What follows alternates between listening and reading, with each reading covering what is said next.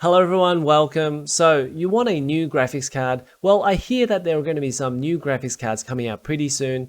You don't want any of those old graphics cards from last year, the 3070 or the 3080. Ew.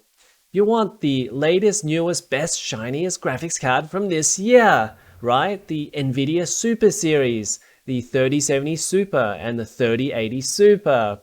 And well, how much better are they going to be? Well, we're going to talk about that in this video. So the intro is a bit of sarcasm. Obviously, you guys should be buying on specs and reviews and performance the price ratio and all of those sort of good things and benchmark videos as well. So make sure you go and check videos of how your graphics card run before you go and buy it.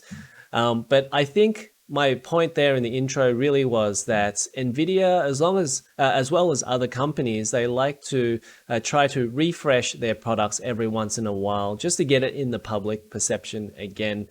And the way Nvidia likes to do it is with these TI cards or super cards, and that way that the media go and review it, they say that it's better than the previous one, and then everybody gets talking about it again, and they continue selling more and more of these cards all the time. So that really was my point there. Nothing malicious against Nvidia, but that's just the way that they like to do it with their graphics cards. Bring out some TI cards and bring out some super cards. Okay, so enough about that. What we're really here to do is talk about the rumored specs that Copite7Kimmy posted on his Twitter about the RTX Super Series cards, and we're going to check them out right now.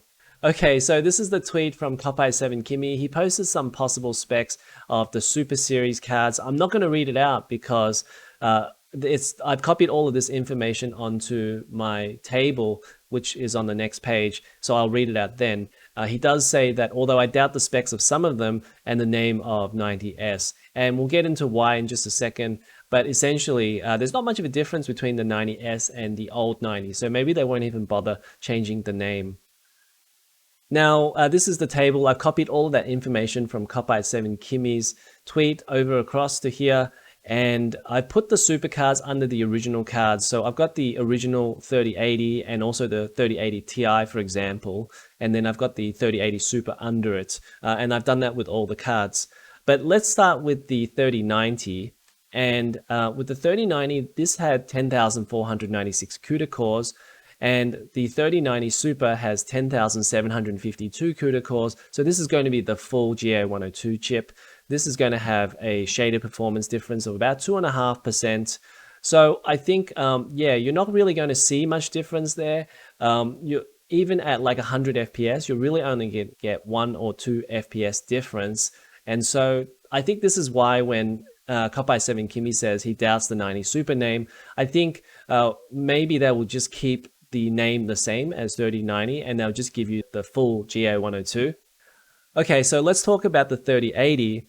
And the original 3080 was 8,704 CUDA cores, and it had 10 gigabytes of memory. It was on a 320 memory bus and had memory bandwidth of 760 gigabytes per second. Now the 3080 Ti, well, that was an interesting card because this was actually more like a 3090 instead. So as you can see, the number of CUDA cores is closer to the 3090 than it is to the 3080. Essentially, the 3080 Ti was basically a 3090 with just 12 gigabytes of memory. And the memory bandwidth was close to the 3090 as well. This had 912 gigabytes per second. So in everything but the name of the 3080 Ti, this was really the 3090. I think that's why people got excited, because they thought they were buying a 3090 anyways. Now with the 3080 Super, this is more like the original 3080. So this has got 8,960 CUDA cores. So this is just 2.9% difference to the original 3080. But what they are doing is they're bumping up the memory here. So they're giving you 12 gigabytes of memory. And then the memory bus will be 384. And then we're going to get a memory bandwidth of 912 gigabytes per second. So here, the 3080 Super, they're going to give you a little bit more memory and a little bit more memory bandwidth so that it kind of protects you in the long run if you want to run this with 4K games. Because I think with 4K, it's still going to be okay for quite a while. I don't think you're going to need 24 gigabytes of memory or even say like 13 or 14 gigabytes of memory. Okay, let's talk about the 3070 series of cards, and I think this is where they split hairs here because there's not very much difference between these cards. So the 3070, this had 5,888 CUDA cores, it had 8 gigabytes of memory, and it was using the G6 memory, so this had 14 gigabits per second of memory speed and 448 gigabytes per second memory bandwidth. Now, when they released the 3070 Ti a few months ago, this was the full GA104. So this was 6,144 CUDA cores, which is about 4.3% performance difference in terms of CUDA cores anyway. This still had 8 gigabytes of memory, but now it was G6X memory. So this ran at 19 gigabits per second, and the memory bandwidth here was 608 gigabytes per second. In terms of overall game performance, you really only saw that noticeable in 4K. At 4K, it was about 6 to 7% performance difference to the 3070, but like at 1080p, this was more like 3 or 4% performance difference. Now, with the 3070 Super, this goes back to the original 5,888 CUDA cores, and it still has 8 gigabytes of memory, but now that memory is G6X memory, so that memory speed is 19 gigabits per second. The memory bandwidth will be 608 gigabytes per second. I don't know whether they're going to go with that super name as they have done in the past. Maybe they will because because they did it for the 2070 Super.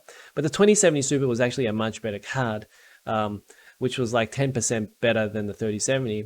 The 3070 Super might be like a couple of percentage difference. So I don't know whether they'll do that.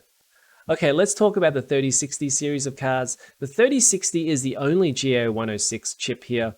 It has 3,584 CUDA cores. It has 12 gigabytes of memory, and the memory bus is 192 bits with memory speed, interesting here, of 15 gigabits per second. So it might be a little bit overclocked here compared to the other G6 memory. The memory bandwidth here is 360 gigabytes per second. The 3060 Ti, well, this was actually a GA104 chip. Remember back then in December, they had, well, I guess the reason why they brought that out was because they wanted to get more chips out onto the market. And so there were a lot of chips that were cut down from the 3070 because they couldn't be 3070 chips, but they could be very capable 3060 Ti chips. So this is a GA104 chip. It has 4,864 CUDA cores. And the shader performance to the 3060 is 35%, because really this is a 3070 in disguise. And it has 8 gigabytes of memory. The memory bus is 256-bit, and then the memory speed is 14 gigabits per second, and the memory bandwidth is 448 gigabytes per second. Now, this is the really interesting thing here is the 3060 Super GA104. This has 5,632 CUDA cores, which honestly is very close to that 3070, and the shader performance is going to be 57% difference to the 3060. And yes, the 3070 to the 3060 is a huge performance gap. If you go and look at Tech Power Up, it's like 47%. So if the 3060 Super is actually a 3070 in disguise, well, that's why you get a huge performance improvement in that 3060 Super. The memory here is 12 gigabytes, and the memory bus is 192 bits. The memory speed is 15 gigabits per second, and the memory bandwidth is 360 gigabytes per second. But I see what they're doing here is because the 6600 XT from AMD is actually much better than the 3060, and the 60 series lines of cards from Nvidia is their biggest amount of users. And so I think they're bringing out this 3060 Super card because they want to protect that market share. Because the 6600 XT, as I said in my last video, is a better card than the 3060. It is clearly a better card than the 3060. And so, you know, if I'm putting out videos like that and everyone else is probably coming to the same conclusion as well, then Nvidia probably thinks that they have to bring out something that's going to be better than the 6600 XT with a 3060 name in it. Okay, so that's going to be it for this look at the RTX 30 series supercars. This is all based on rumors anyway, so take it all with a grain of salt. If you have any questions, just ask me in the comments below and I'll try to get to your questions. And as always, if you like this video, make sure to hit the like button and subscribe to this channel for more videos like this, and I'll see you in the next one.